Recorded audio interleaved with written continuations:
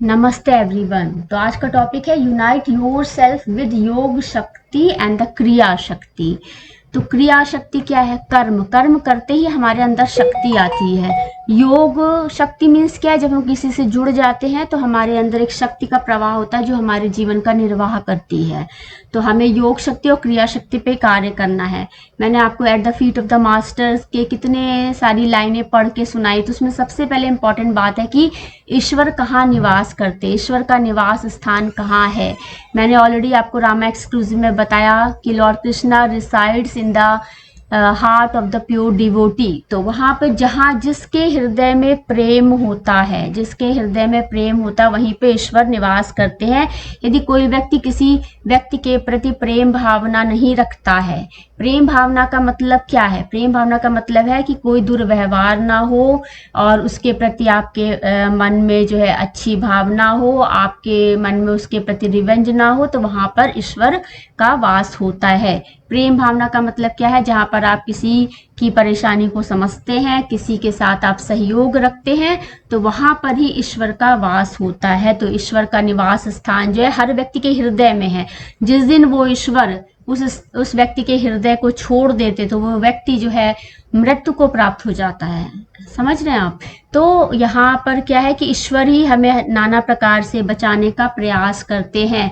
और यदि कोई व्यक्ति जो है दो लोगों से जुड़ा होता है, कोई व्यक्ति तीन लोगों से जुड़ा होता है, कोई व्यक्ति, यूजुअली हम अपने परिवार से ही जुड़े होते हैं।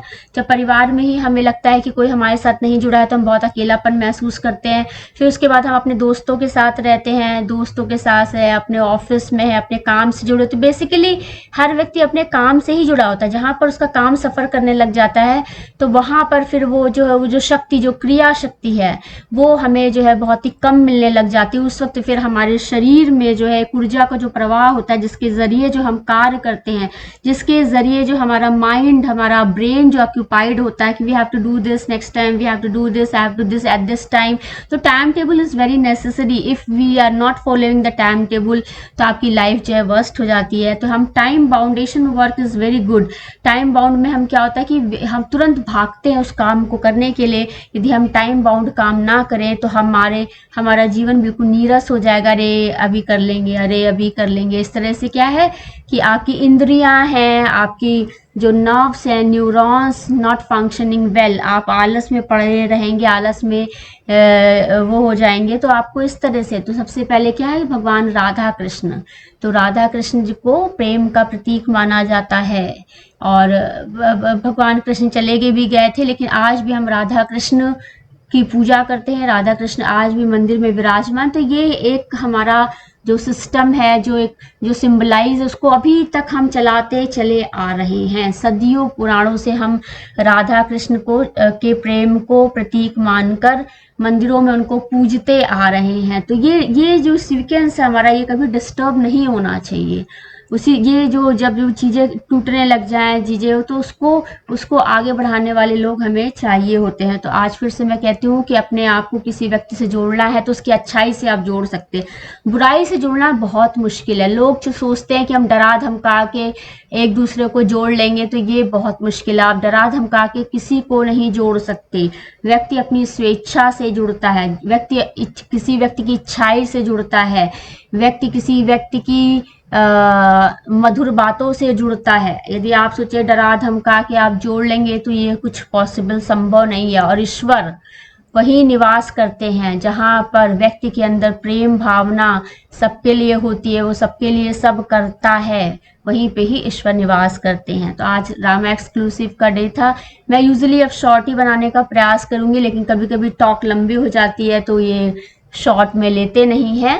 तो एक बार फिर से हम बोलेंगे, जय श्री राधे कृष्णा, जय श्री राधे श्याम, जय श्री नील माधव, राधे कृष्णा, राधे श्याम। हरे कृष्णा, हरे कृष्णा, कृष्ण कृष्णा, हरे हरे, हरे रामा,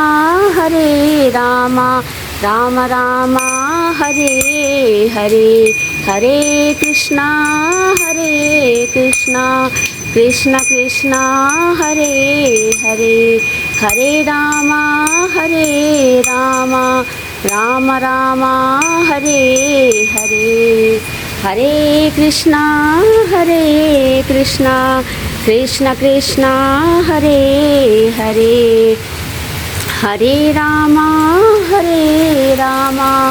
राम राम हरे हरे, हरे कृष्णा